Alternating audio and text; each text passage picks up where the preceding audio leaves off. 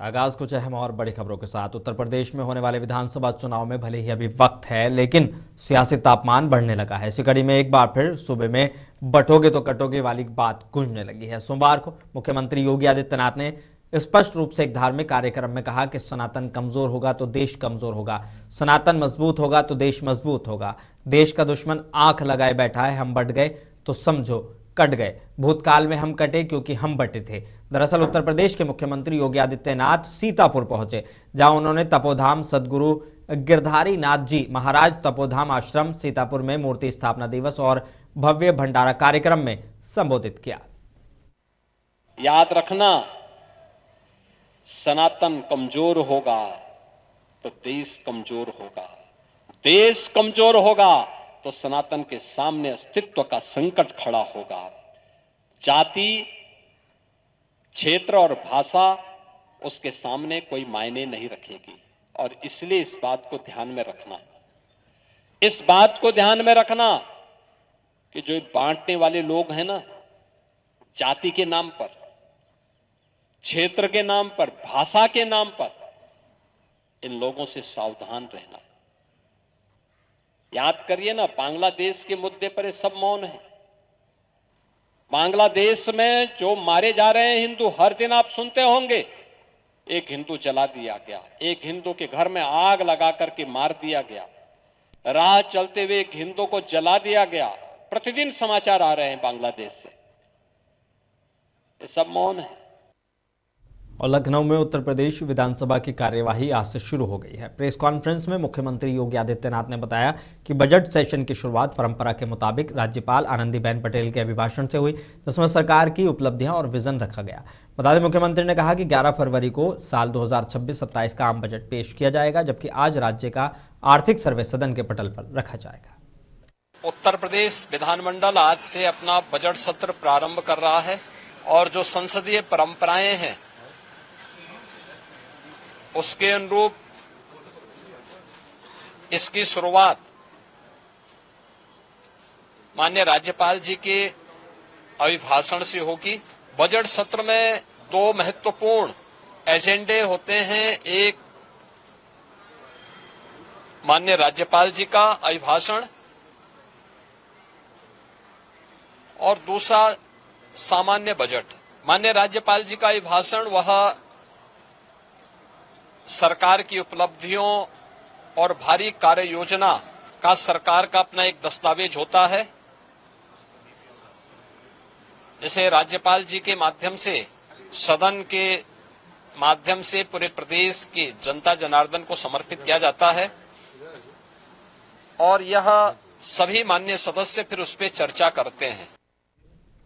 और लखनऊ में बजट सत्र के दौरान उत्तर प्रदेश की राज्यपाल आनंदीबेन पटेल के अभिभाषण में साल 2017 के बाद प्रदेश की प्रगति को रेखांकित किया गया। राज्यपाल ने कहा कि सुशासन, मजबूत कानून व्यवस्था, इंफ्रास्ट्रक्चर विकास, निवेश और रोजगार सृजन के जरिए उत्तर प्रदेश तेजी से आगे बढ़ रहा है।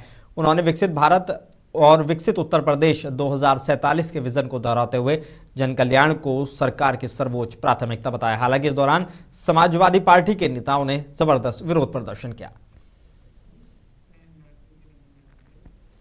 उत्तर प्रदेश विधानसभा में समाजवादी पार्टी के विधायकों ने कई अहम मुद्दों को लेकर जोरदार विरोध प्रदर्शन किया है। लोकमाता अहिल्याबाई होलकर द्वारा निर्मित मणिकर्णिका को तोड़े जाने, एसआईआर के नाम पर लोकतंत्र की हत्या, किसानों की बदहाली, महिला सुरक्षा, बेरोजगारी, कानून व्यवस्था और बढ़ती महंगाई को लेकर सपा विधायकों ने सरकार पर तीखा हमला बोला और जवाबदेही की मांग की।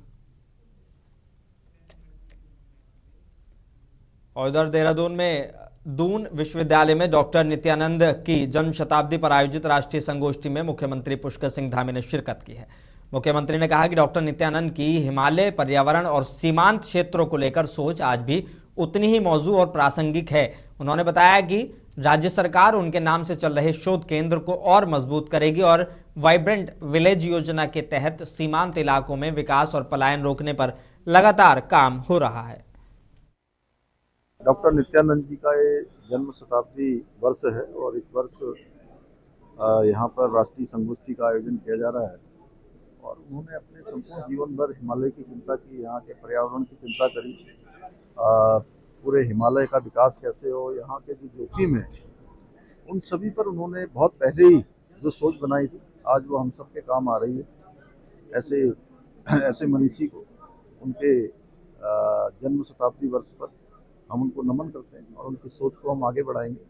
यहाँ पर उनके नाम से शोध केंद्र भी चल रहा है जो अनेक क्षेत्रों में काम कर रहा है, विकास भी, पर्यावरण के क्षेत्र में भी हम उसको और तेज़ी से आगे बढ़ाएंगे। जो डेमोग्राफी के बारे में भी उन्होंने, जो सीमांत क्षेत्र हैं वहाँ की डेमोग्राफी खराब हो रही है, जिस प्रकार से आज हमारे सामने एक खतरा है, उन्होंने उसकी चिंता भी बहुत पहले की थी। और आज हमारे प्रधानमंत्री जी के नेतृत्व में पूरे देश के अंदर वाइब्रेंट विलेज की योजना चल रही है। राज्य के अंदर हम भी ऐसे सीमांत क्षेत्रों को विशेष रूप से वहाँ पर सभी सुविधाएं बने, वहाँ पर वहाँ का पलायन रुके, क्योंकि वो केवल नागरिकों की दृष्टि से भी और देश की सुरक्षा की दृष्टि से भी बहुत महत्वपूर्ण है।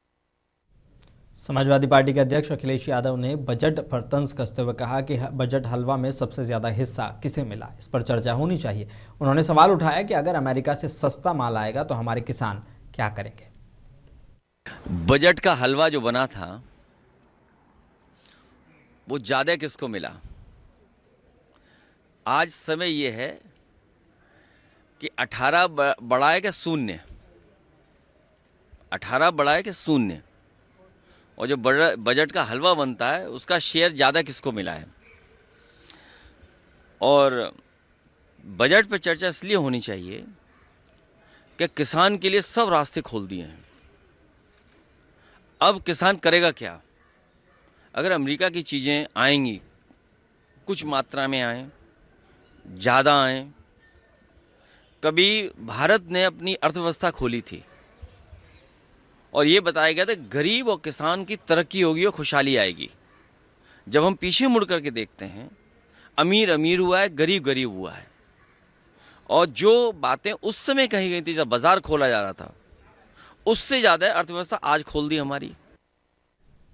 नो कॉन्फिडेंस मोशन को लेकर समाजवादी पार्टी की सांसद डिंपल यादव ने कहा कि इंडिया ब्लॉक के वरिष्ठ नेता जो फैसला लेंगे विपक्ष उसी पर कायम रहेगा। उन्होंने आरोप लगाया कि सत्ता पक्ष की टिप्पणी नहीं हटती, जबकि विपक्ष के माइक बार बार बंद कर दिए जाते हैं। ब्लॉक के लीडर्स, बड़े लीडर्स डिसाइड करेंगे। आई थिंक सारे opposition parties will stick to it. हम लगातार ये देखने को मिला है इस तरह से जब से भारतीय जनता पार्टी आई है, हल्का फुल्का स्पीकर्स लोग अलाइन करते हैं सत्ता पक्ष के साथ, लेकिन देखा गया है कि बार बार माइक ऑफ कर देना और जो सत्ता में लोग बैठे उनकी जो भाषा का प्रयोग करें, तभी कभी माइक ऑफ नहीं होता है, कभी एक्सपेंज नहीं होती उनकी बातें, लेकिन विपक्षी दलों के नेताओं का स्पीकर ऑफ किया जाता है, सांसदों का स्पीकर ऑफ करा जाता है। तो ये अगर नो कॉन्फिडेंस मोशन लाने का अगर है तो मुझे लगता है इंडिया ब्लॉक मिल के ही ये मोशन लाएगा। और आने वाले ग्राम पंचायत चुनाव और यूपी विधानसभा चुनाव 2027 को लेकर सियासी सरगर्मियां तेज हैं। इसी कड़ी में जिला मुरादाबाद के कुरी रवाना पहुंचे प्रदेश अध्यक्ष शौकत अली ने मंच से कांग्रेस, समाजवादी पार्टी और भाजपा पर जमकर निशाना साधा। शौकत अली ने आरोप लगाया कि भाजपा सरकार में मुसलमानों को गौरक्षा के नाम पर निशाना बनाया जा रहा है और दाढ़ी देखकर मारपीट की घटनाएं हो रही हैं। मुंसिफ टीवी से बातचीत में उन्होंने महाराष्ट्र के मालेगांव में हिजाब पहनने वाली मुस्लिम महिला के मेयर बनने का जिक्र करते हुए कहा कि इंशाल्लाह एक दिन यूपी में भी हिजाब पहनने वाली महिला मुख्यमंत्री बनेगी।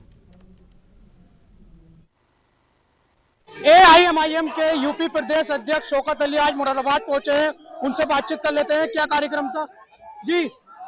अध्यक्ष जी आज मुरादाबाद पहुंचे, किस तरीके का कार्यक्रम था? देखिए, मैं उत्तर प्रदेश में हमेशा हर जिले में चलते रहता हूँ। इधर पश्चिमी यूपी के 7 दिन के दौरे पर मैं हूँ।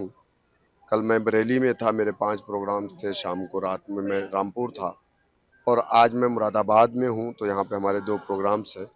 हम नुक्कड़ सभाएं, कैडर मीटिंग और बैठकें कर रहे हैं पार्टी की और अपने संगठन को भी विस्तार दे रहे हैं, जो कमियां हैं उसको पूरी कर रहे हैं।